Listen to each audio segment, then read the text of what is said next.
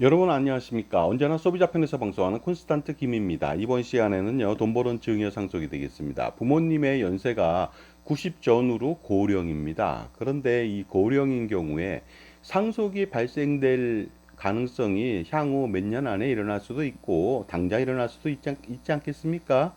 그러다 보니까 고령인 경우에 딜레마에 빠지지 않을 수가 없습니다. 과연 자산이 있는데 사전 증여를 해야 되는지 상속으로 가야 되는지 여기에 대해서 고민이 많을 텐데요. 고령이라 할지라도 반드시 증여해야 된다는 말씀을 꼭 드리고 싶습니다. 거기에 대해서 알아보도록 하겠습니다. 자, 부모님의 그 연세가 고령이죠. 아버지가 87세고 어머니가 83세. 보통 다 이 정도 되지 않습니까? 자녀가 60세 전후라면요. 자, 그리고 아들 가족이 4명이 있습니다. 손자녀, 아들, 배우자인 며느리까지 포함해서죠. 자산도 좀 알아보도록 하겠습니다. 아버지는 50억 원, 어머니는 한 푼도 없습니다. 자, 그렇다면 이 상태에서 어떻게 해야 되는지 시작해 보도록 하겠습니다. 항상 소비자만을 위한 방송 시작해 보도록 하겠습니다. 오픈, 스타트, 고망송, 고멘세모스, 가이시아, 민나상 이시오니 하지메 마시오. 자, 일단은 배우자 자산이 없는 관계로 배우자한테 증여할 필요가 있습니다.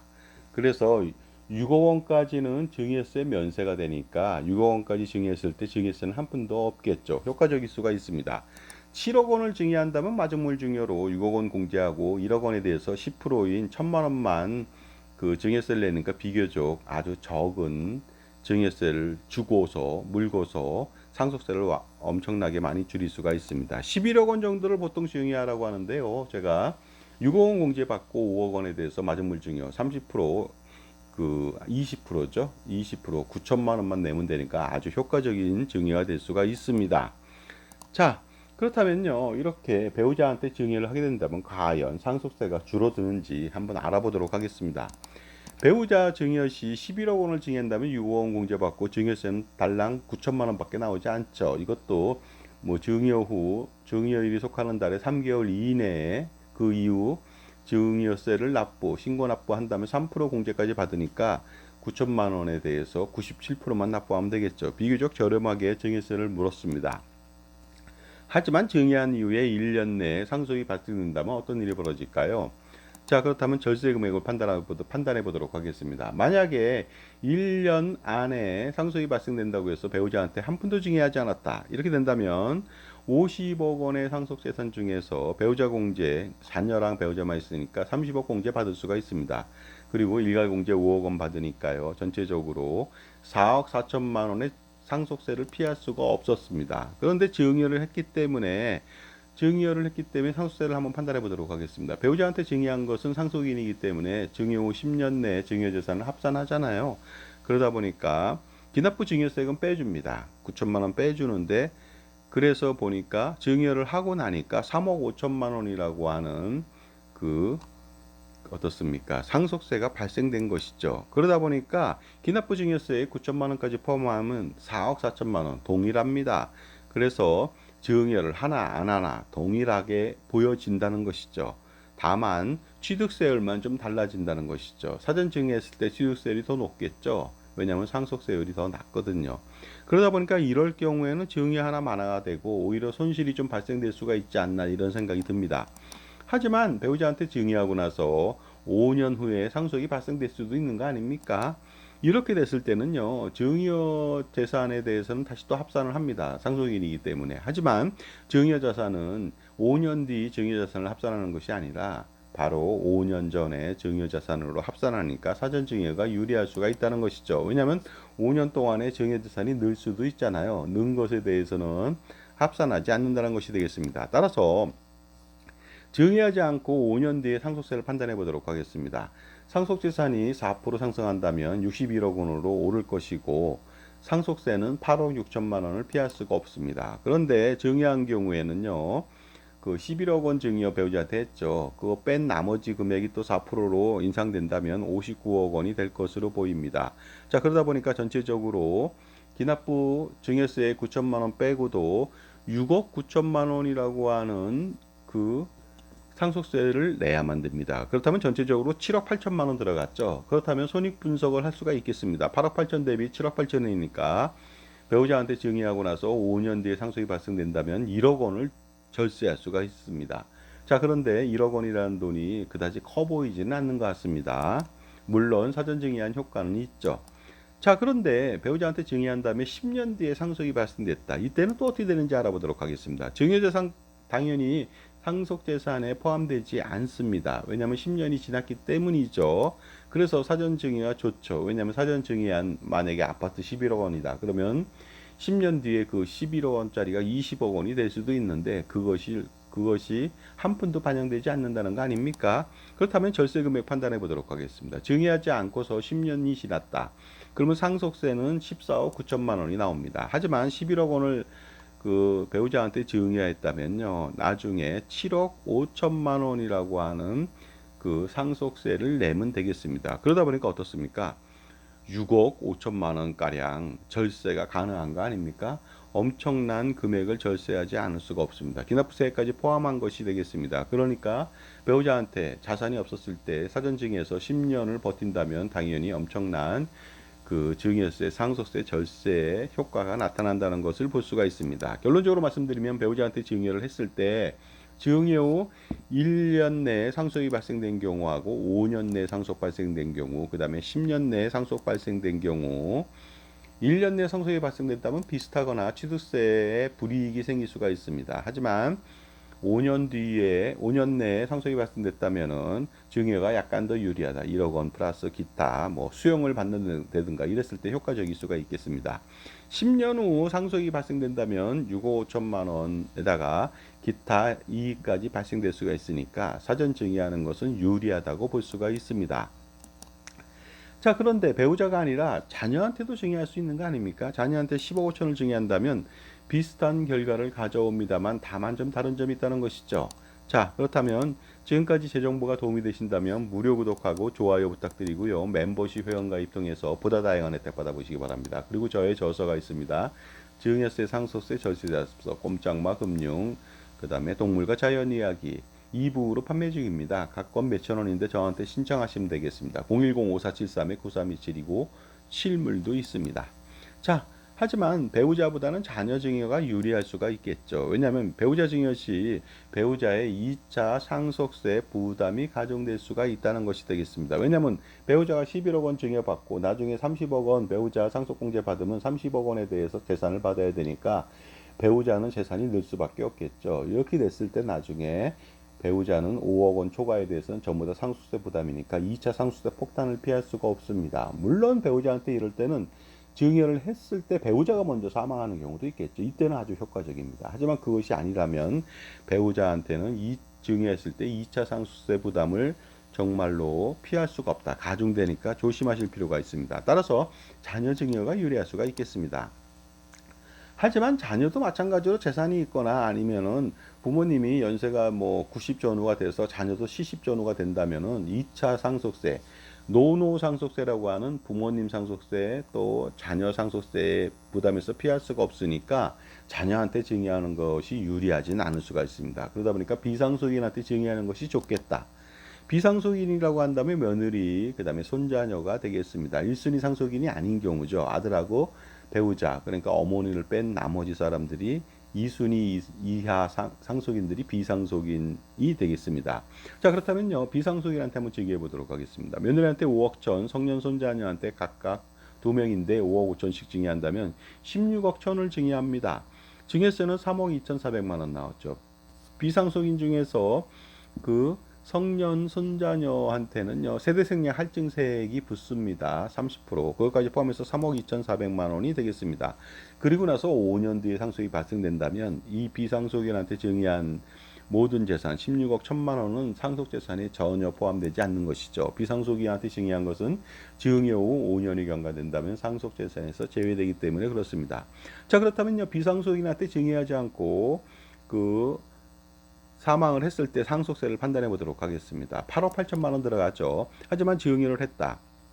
그래서 16억 1천만 원이라고 하는 증여가액이 포함되지 않았다. 이랬을 때는 3억 원만 상속세를 내면 되겠습니다. 그래서 증여세까지 포함해서 전체적으로 절세 금액은 2억 6천만 원을 절세할 수 있으니까 비상속인 증여는 해볼 만하다는 것이 되겠습니다. 그 다음에 또 추가 이익이라는 게 있겠죠. 예를 들어서 자녀한테 나중에 추후 증여세라든가 상속세 부담을 해소할 수 있습니다. 자녀 증여했을 때가 그렇다는 것이죠. 하지만 손자녀 증여를 한다면 자녀가 나중에 증여세나 상속세를 물릴 일이 전혀 없다. 이러니까 추가적 이것이 더 크지 않을까 생각이 듭니다. 그리고 더 중요한 것은 비상속인인 손자녀한테 증여를 했는데 증여 이후에 부동산 개발 호재 등의 이익이 발생됐을 때는 손자녀한테 다이렉트로 그 이익을 향유할 수 있는 그런 장점이 있다는 것이 되겠습니다. 또한 증여 후 5년 뒤에 상속재산에서 포함되지 않는다면 상속재산 50억 원 초과되지 않을 수가 있겠죠. 그런데 손자녀한테 증여하지 않고 뭐 1순위 상속인인 아들하고 배우자한테 증여하게 된다면 상속재산은 5년 만에 상속이 발생된다면 상속재산이 50억 원을 초과할 수도 있습니다. 이렇게 된다면 서울 지방국세청의 조사를 받아야 된다. 일선 세무서에서 지방국세청 조사를 받으니까 조금 더 깝깝하겠죠. 그러다 보니까 비상속인한테 증여했을 때는 상속재산이 41억 원으로 50억 원 미만이 됩니다. 이하가 되겠죠. 그렇다면 일선 세무서에서 조사를 받을 수 있는 그런 장점이 있습니다. 상대적으로 그렇다는 것이죠. 꼭 좋다는 것은 아니지만요.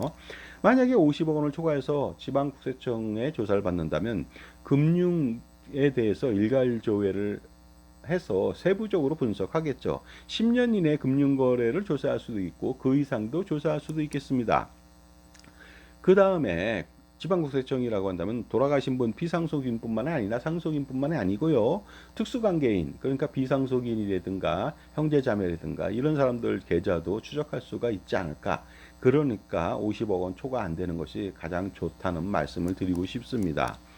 그 다음에 상속인에 대한 자금 출처 조사 관련된 것들도 당연히 일어날 수가 있겠죠. 그렇게 된다면은 추정 상속 재산에 의한 상속세 추가 부담이라든가 미신고 증여 재산이 있다면 증여세와 상속세를 동시에 거기다 또 가산세까지 폭탄을 맞을 가능성도 있다 보니까요. 상속 재산에 대해서 사망 시 50억 원 미만으로 만드는 것. 그렇게 만들려면은 상속인한테 증여하면 안 되고 비상속인한테 증여해서 증여 후 5년 경과 이후에 상속재산에서 제외되는 그러한 어떻게 보면 혜택 아닌 혜택을 받으셔야 되겠습니다.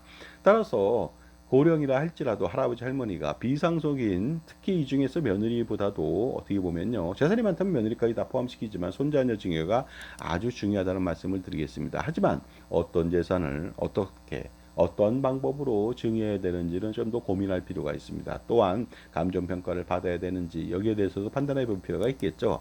각자 처한 상황에 따라서 정말로 컨설팅의 가치라고 하는 것은 빚을 발해할 수도 있고 발휘할 수도 있습니다. 특히 절세 컨설팅이라고 하는 것은요. 투자 컨설팅하고 좀 다르게 확실하죠. 투자라고 하는 것은 불확실한 미래에 대한 예측이고요. 절세라고 하는 것은 확실한 현재와 미래에 대한 예측이 되겠습니다. 그리고 투자로 1억 원 벌기 어렵지 않습니까? 하지만 절세로 1억 원이 뭡니까? 10억 원, 20억 원도 충분하게 벌 수가 있다. 절세할 수 있다. 그러니까 절세 컨설팅은요. 사전에 받는다면 돈으로 환산하기 힘들 정도로 엄청난 길이 됩니다. 그래서 절세 컨설팅을 한번 받아보시기 바랍니다. 자산을 지키고 돈을 버는 길입니다. 이 금액 진짜로 거의 확정적인 절세 금액이다 보니까 효과적이라고 말씀드릴 수가 있습니다.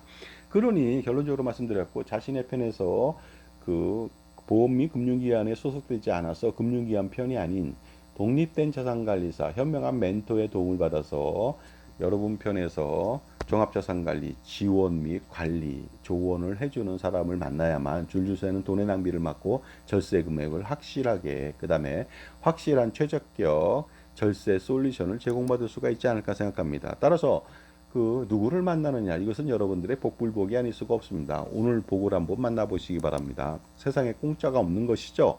그러니 제값 치르고 제대로 된 컨설팅을 제대로 받을 필요가 있겠습니다. 0.01 수수료 주고 이 비용은 어떻습니까? 없어지는 소비 비용이 아니라 바로 비즈니스적 비용이죠. 투자 금액이라고 보시면 되겠습니다. 0.01 주고 99.99 받아가면 되는 거 아닙니까?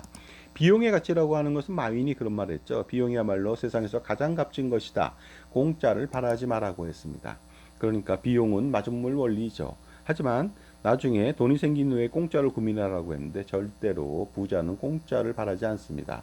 공짜를 바랐다면 절대 부자가 되지 않았고 부자가 된다 하더라도 공짜를 바라지 않을 것으로 저는 그것은 마인하고 좀 다른 생각을 가지고 있습니다.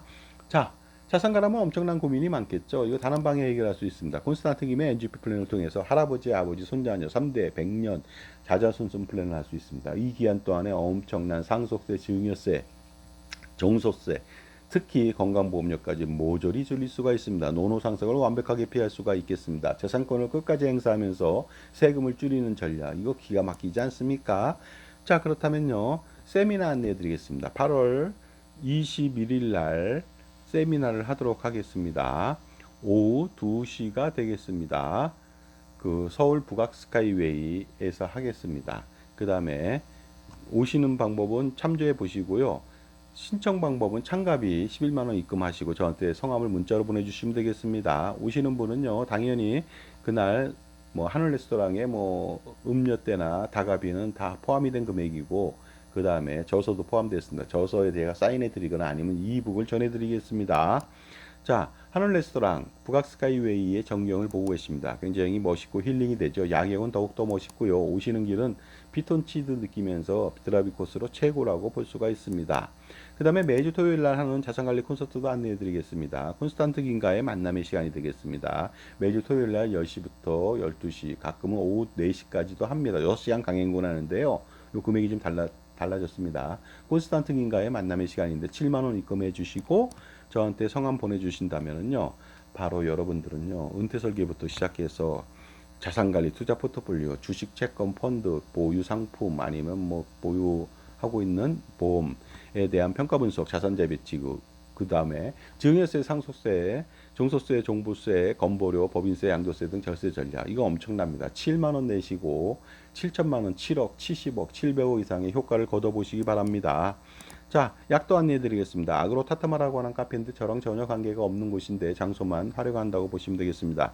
모르시면 전화 주시면 되겠죠.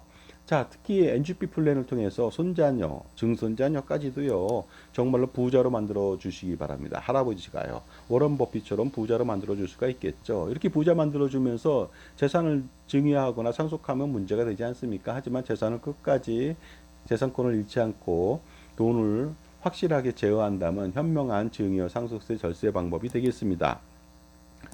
정말 버크셔 해서웨이라고 하는 직물 공장은요, 그 워런 버핏이 투자했지만 한 번도 직물을 짠 적이 없습니다. 투자를 했죠. 그러니까 가족 투자 법인을 만들어서 손자녀 투자 법인을 만들어 갖고 투자 법인을 한다면은 버크셔 해서웨이 같은 그런 모습이 나오지 않을까, 이런 생각을 조심스럽게 해봅니다. 버크셔 해서웨이 주가는요, 놀랍게도 80만 달러에 육박합니다. 한 주당 우리나라 돈으로 10억 원 이상이 되죠. 그러니까 그런 모습을 한번 그 머릿속에 한번 새겨 보시면서 반드시 콘스탄트 김의 NGP 플랜을 한번 실행시켜 보시기 바랍니다. 물론 컨설팅도 중요하고요. 그 다음에 세미나 참가도 중요하겠죠. 그러니까 여러분 현명한 선택이 필요하겠습니다.